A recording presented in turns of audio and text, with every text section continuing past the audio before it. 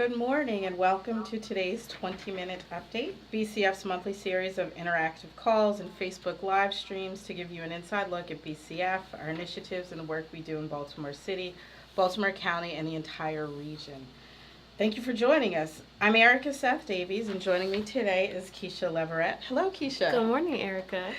We always start this conversation by thanking BCF Civic Leadership Fund donors for their support, and today we thought we'd take a closer look at what the Civic Leadership Fund is and how we act as a civic leader in Baltimore. Keisha, since you work most closely with donors as our Director of Development and Donor Services, your work with those who contribute to the Civic Leadership Fund is so important. Can you tell us a little bit about the fund and why people contribute to it? Sure. So basically, the Civic Leadership Fund makes it possible for BCF to be a voice for change in Baltimore. It allows us to bring together public, private, and philanthropic sectors to work together for the good of Baltimore. Donors give to the Civic Leadership Fund because it fuels our work to convene leaders, to convene community residents around diverse regional problems. It helps us incubate good ideas. It helps us build our community knowledge, and it helps us build the capacity of neighborhood leaders. So in short, BCF feels that the Civic Leadership Fund is the very heart of our work, and it's very, very important to us. Sounds like it. So we mentioned briefly how our Civic Leadership Fund supports our work in education. Let's hear a little bit from our team member, Billy Malcolm, who manages BCF's education portfolio. I'm Billy Malcolm. I'm the Program Officer for Education. I think BCF plays a very important role in the educational landscape of Baltimore. BCF encourages my hyper commitment to making sure that our donors' grants have an impact beyond just making a grant. I've got my ear to the ground when it comes to education issues. I am listening for what is and what is to come. I think the organization encourages me to build relationships, so I'm advocating and influencing policies and practices and lifting up partners that are doing good work on behalf of children. Okay. So as Billy said, the Civic Leadership Fund allows her to keep her ear to the ground to see what's happening in Baltimore, what's going to be innovative to help us with our education program agenda. And one of those things was Judy Centers. Yes. BCF identified Judy Centers as an effective model to increase school readiness. We completed a $6 million campaign to bring Judy Centers to more neighborhoods throughout Baltimore. Additionally, as the number of Judy Centers grew, BCF identified a need to have a Judy Center coordinator. So this coordinator is a new position to oversee, support, and facilitate the work of the Judy Centers in Baltimore City. Students going to Judy Centers show a higher rate of readiness on the kindergarten readiness assessment than similar students who do not attend Judy Centers. Okay. Definitely important outcomes, as well as the work that we've done on school leadership and school effectiveness. So obviously we believe in strong leadership, effective leadership, and developing a strong climate and setting the stage for success for students. So that's why I've made school leader training and support a top priority in our education work. So if we retain great leaders, then we believe we'll have strong and stable school environments. So with rigorous academic standards and relevant instruction that will ultimately lead to better outcomes for all students. So that's wonderful. So let's pivot to our neighborhoods work. Let's hear from Maya about how BCF reacts to community needs. Sure thing. I'm Maya Smith. I'm the program officer at the Baltimore Community Foundation. I currently work on the Neighborhood Grants Program. I love working on that program because it actually gives me an opportunity to go out in the community and listen. I go out and I just listen to residents. I hear the good, the bad, the ugly, what it is that they would like to see happen in their neighborhood. The program allows me the opportunity to then hear firsthand what their issues are and come back to my office to give them the tools necessary to actually bring their vision to life. So I have to agree with Maya. I love the neighborhood grants program. I think that's probably one of the things that I found most interesting about BCF was this longstanding program that's given grants to many types of neighborhood projects all over Baltimore City and even in Baltimore County, focusing on leadership, mobilization, community arts. And I think we just finished up a round of funding for neighborhood grants programs. So in the last committee meeting, we had a number of grants approved. So looking forward to seeing those come out. And I think the other part of the program that I find so intriguing is how many people get involved in the review process. It's just donors and community members, staff members. So it's a broad spectrum of folks who are involved in that. So, Erica, as you said, the Neighborhoods Grants Program is a great program. It's been around for more than 20 years. And many people may know that out of the Neighborhoods Grants Program came our target neighborhood work in Reservoir Hill and Greater Highlandtown. That's where we did targeted investments into resident-led projects for about 6 years. And most recently, Healthy Neighborhoods talked about designing a new 21st century school building at John Eagert Howard, which brings in our Neighborhoods Grants Program, our Target Neighborhood work, and even our Judy Center work. So the Neighborhood Grants Program has incubated a lot of great things out of it, and we're really, really proud of it. And this is all from the Civic Leadership. It is. So I know if you listen to the 20-minute update with any regularity, you'll know that we've discussed our advocacy work quite a bit as well. So let's stop and hear how and why BCF advocates. I'm Kevin Griffin Moreno. I'm Director of Community Investment at the Baltimore Community Foundation. BCF advocates for successful schools, successful students, and strong neighborhoods. We pursue policies at the local and state level as a means of extending the impact of our grant funding, our donors' philanthropy, and the reach of our strategic initiatives. We also work at the federal level to advance the interests of community foundations and the philanthropic sector as a whole. So some specific examples of our advocacy work includes our work on education. So advocating for early childhood legislation to fix the funding gap for Baltimore City Public Schools in 2017, and also Judy Centers. Additionally, did you want to talk about the Kerwin Commission? Yes, that's actually our most recent work on advocacy, or education advocacy, is to support, Baltimore City and really get the word out across the state that the Commission on Innovation and Excellence in Education is looking at two aspects of funding or two aspects of education in the state of Maryland. One is how to create a world-class system for education, and the other is a fair and adequate funding formula for all of our districts across the state. For BCF's purposes, yes, we are absolutely supportive of the fair funding formula to make sure Baltimore City and Baltimore County students have adequate resources in their schools, but also looking at the policy that's emerging from, or the policy recommendations emerging from the Commission as well. We want to ensure that they are taking a race-informed approach and recognizing that decades of discrimination and race-based policies have created deep inequalities and deep inequity in our school system. So taking those things into account in terms of building policies that will create a system that works for all students across the state.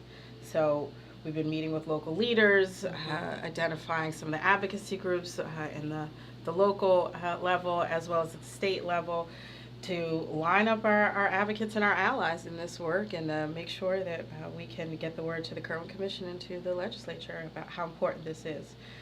We tend to meet with our city council leaders, the mayor, and other policymakers just to make sure we're understanding what issues are important and making sure that they hear from us on issues that we believe are important to the residents of Baltimore. And it's not just education, Erica, but we also statewide use advocacy to maximize the effect of our donors' investments in nonprofits, including BCF, through the Endowed Maryland tax credit. So now we are going to look at our initiative work. BCF is known as an innovator through that work. Over the years, we've helped launch a number of initiatives in Baltimore, so let's hear about one of those, the Central Maryland Transportation Alliance. Sure. I'm Brian O'Malley, President and CEO of the Central Maryland Transportation Alliance. We exist to improve transportation in the region, and that's a broad topic, but our focus has been on two things: improving access to jobs because of how critical that is to neighborhoods and outcomes for young people, and defining through performance measures how we want to be better off through our transportation priorities.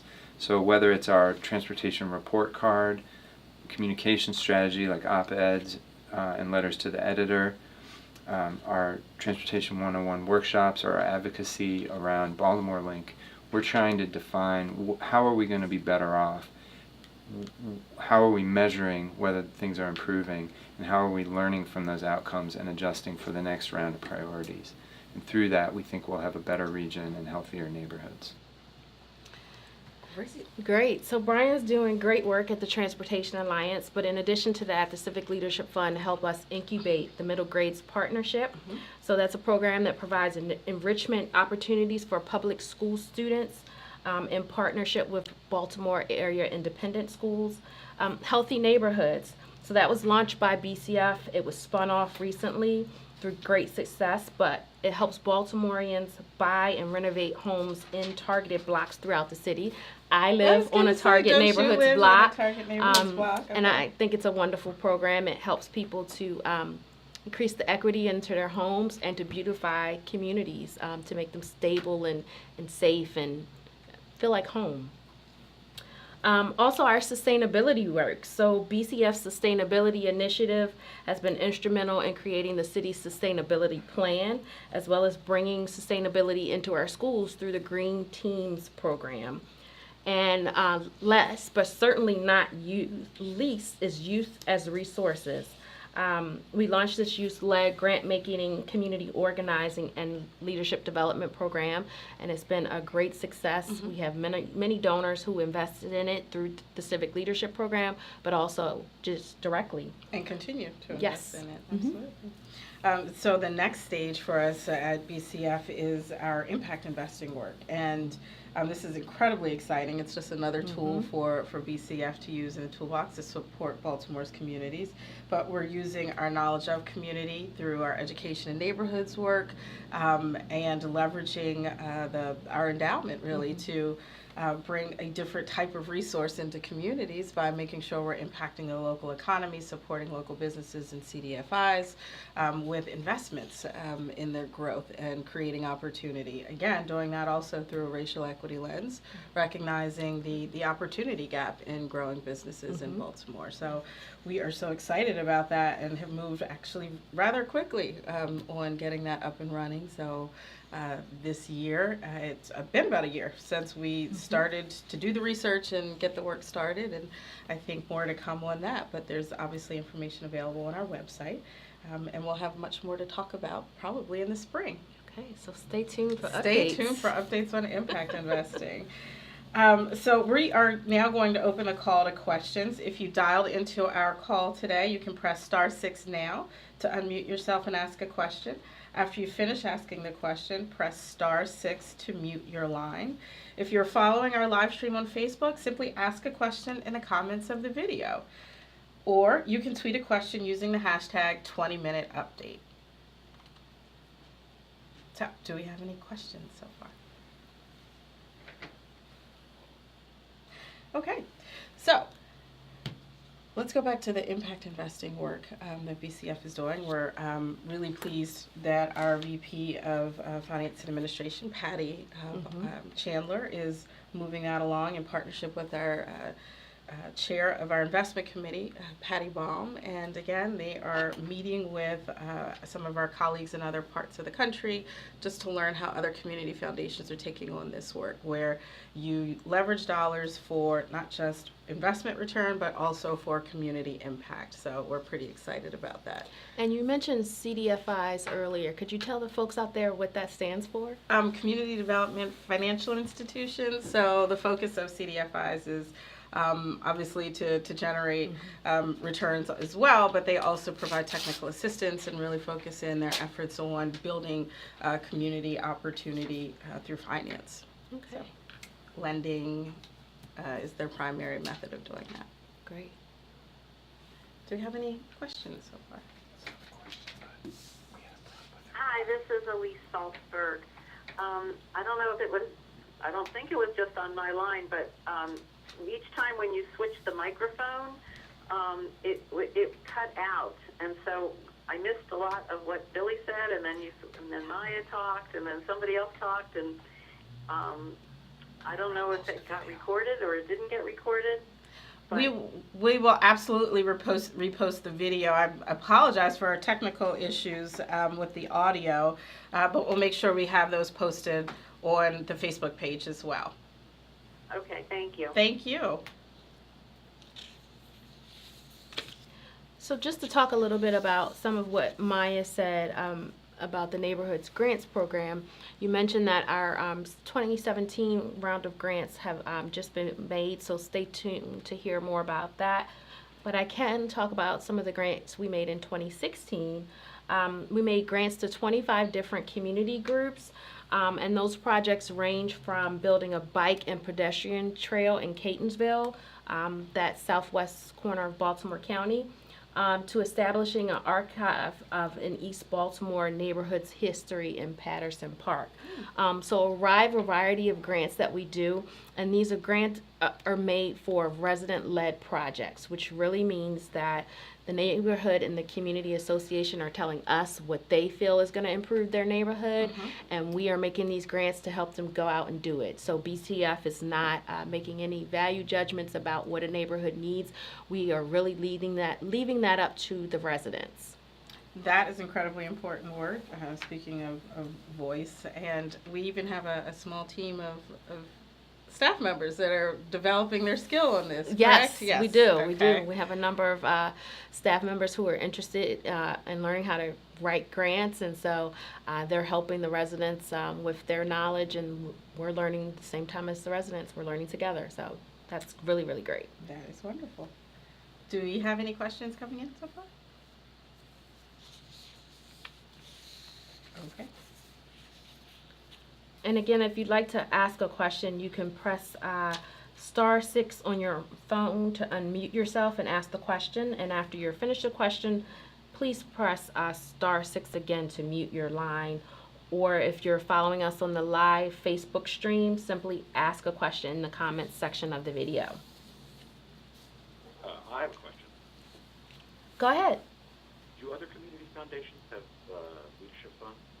And if they do, how do they use it? That's an interesting question.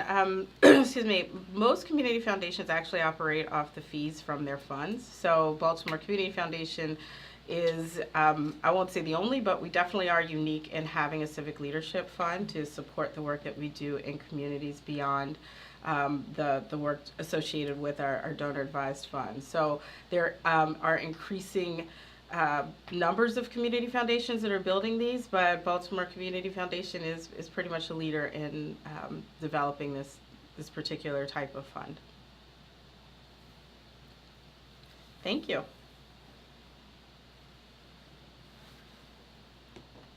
Any other questions?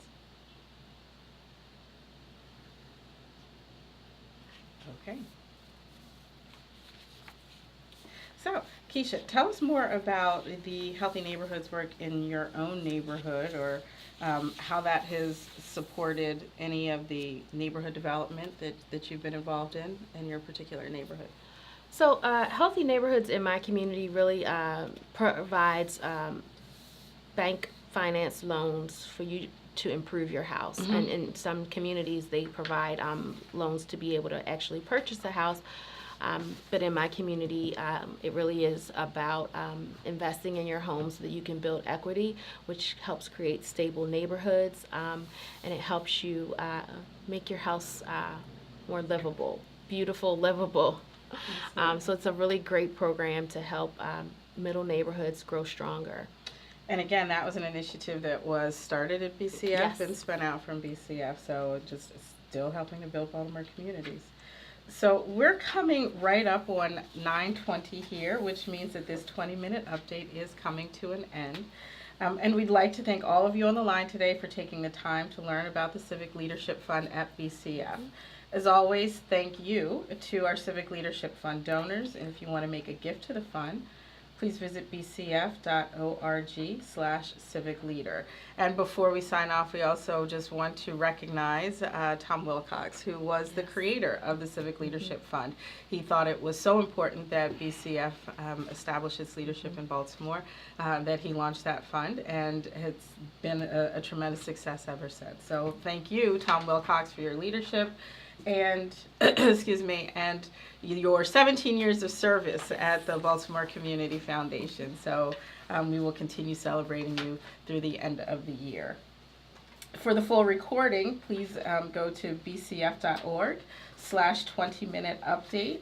And we will be back next month on December 20th at 9 a.m. for our final conversation of 2017. So have a great day and a happy Thanksgiving. Happy Thanksgiving, everyone. Thank you. Thank you.